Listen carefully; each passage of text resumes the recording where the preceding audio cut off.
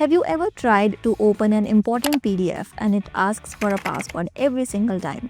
This happened to me recently. My boss shared some important files in a PDF. I knew the password, but typing the password every time I open the PDF file is really annoying.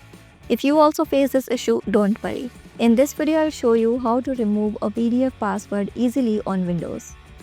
So first, click the link in the description and download Systweak PDF editor on your Windows PC. The best part is this tool works completely offline, so your files stay on your computer and nothing is uploaded online.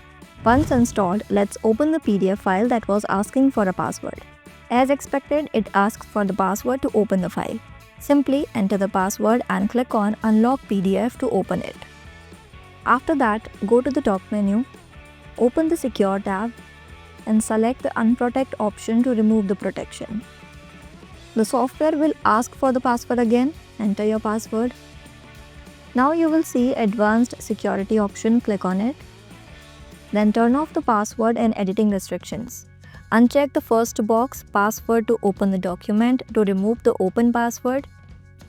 And uncheck the second box, Password to change document security, to remove editing restrictions. Click on Save, and that's it. Now, as you can see, when I open the PDF, it opens instantly. The file is completely unlocked. There is another smart feature I really like.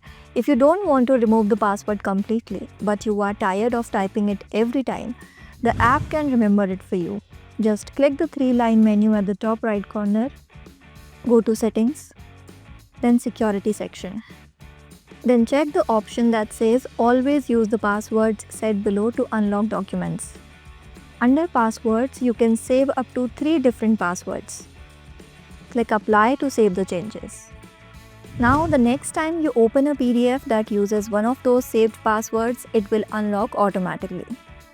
This is really helpful if you work with many PDFs that use the same password or if you open the same files every single day.